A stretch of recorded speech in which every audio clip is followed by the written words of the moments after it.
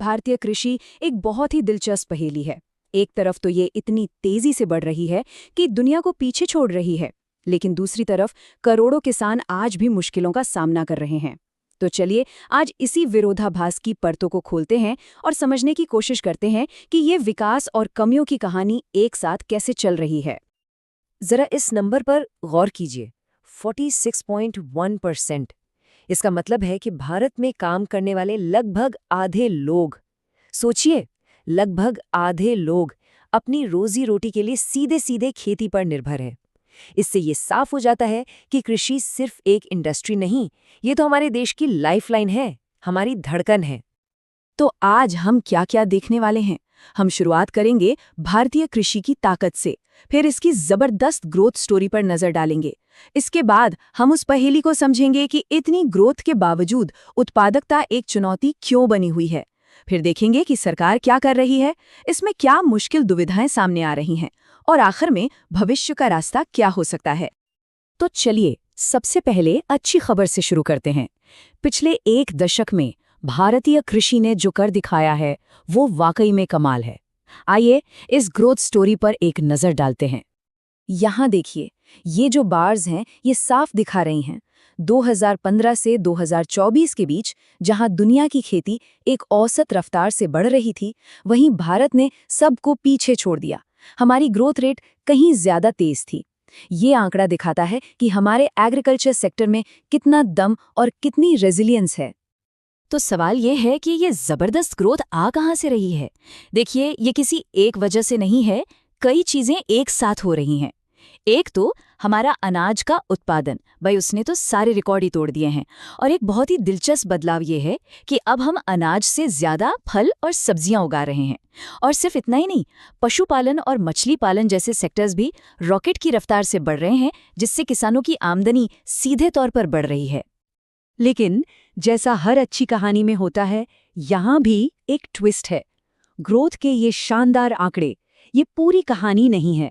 इन नंबरों के पीछे एक गहरी सच्चाई छिपी है, एक उलझी हुई पहेली जिसे हम कहते हैं ए प्रोडक्टिविटी पजल।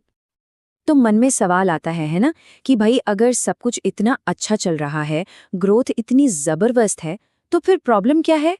और इसी सवाल में छिपा है इंडियन एग्रीकल्चर का सबसे बड़ा पैराडॉक्स। अब इस पैराडॉक्स को समझने के लिए जरा ये देखिए, हमारा टोटल प्रोडक्शन तो बढ़ रहा है, बिल्कुल सही, लेकिन जब बात आती है प्रति हेक्टेयर उपज की, मतलब 1 एकड़ जमीन से हम कितनी फसल निकालते हैं, तो वहां हम दुनिया के एवरेज से पीछे रह जाते हैं।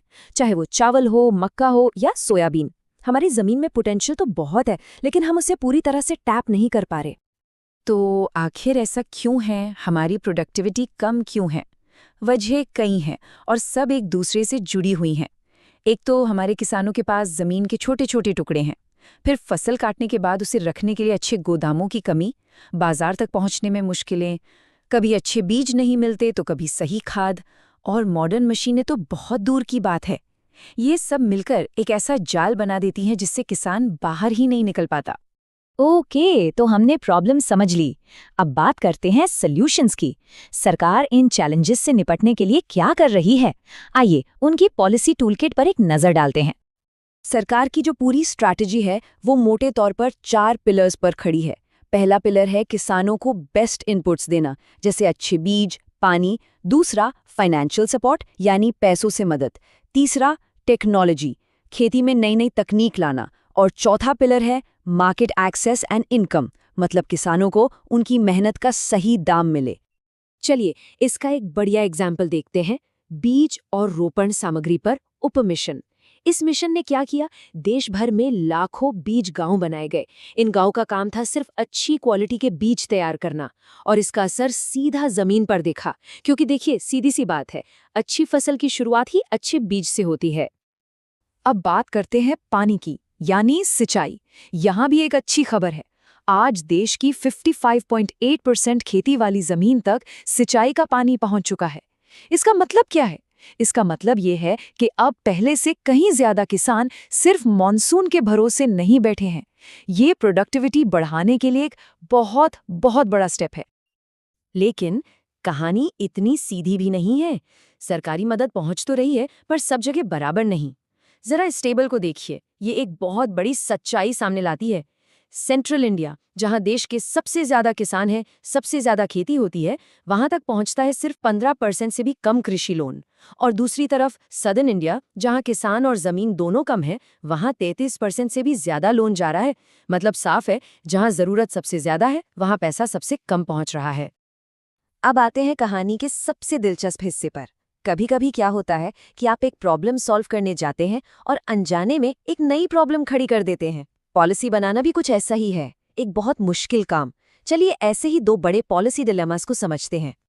पहला डायलेमा जुड़ा है इथेनॉल प्रोग्राम से। अब ये प्रोग्राम है क्या? हम मक्के जैसी फसलों से इथेनॉल बना रहे हैं और उसे पेट्रोल में मिला रहे हैं। फायदा? हमें बाहर से कम कच्चा तेल खरीदना पड़ रहा है, देश का पैसा बच रहा है। सुनने में तो बहुत अच्छा लगता है ना, लेकिन इसका एक दूसरा पहलू भी है। ज्यादा मुनाफे के लिए किसान अब मक्का ज्यादा उगाने लगे हैं, और किसकी कीमत पर? दालों और तिलहन की फसलों की कीमत पर। नतीजा ये कि हम अपनी गाड़ियों के लिए तो आत्मनिर्भर हो रहे हैं, लेकिन अपनी थाली के लिए, खाने का तेल और दालों के लिए दूसरे देशों पर और भी ज्यादा निर्भर होते जा रहे हैं। और ये एक लाइन इस पूरी दुविधा को एकदम सटीक तरीके से बयां करती है। ये ऊर्जा में आत्मनिर्भरता और भोजन में आत्मनिर्भरता के बीच उभरते तनाव को उजागर करता है। सवाल बड़ा सीधा है, एनर्जी सिक्योरिटी या फूड सिक्योरिटी? पेट्रोल बचाएं या दाल? अब आते हैं दूसरी बड़ी दुविधा पर, और ये जुड़ी है खाद यानी फर्टिलाइजर से।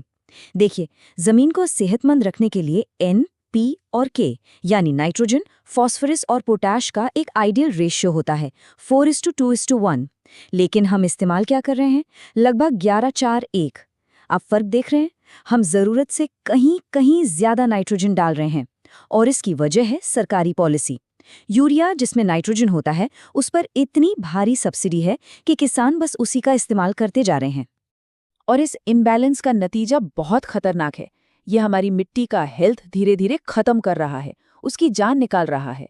शॉर्ट टर्म में शायद पैदावार बढ़ जाए, लेकिन लॉन्ग टर्म में यह हमारी जमीनों को बंजर बना सकता है। ये एक स्लो पॉइजन की तरह है, जो न किसानों के हित में है, न देश के।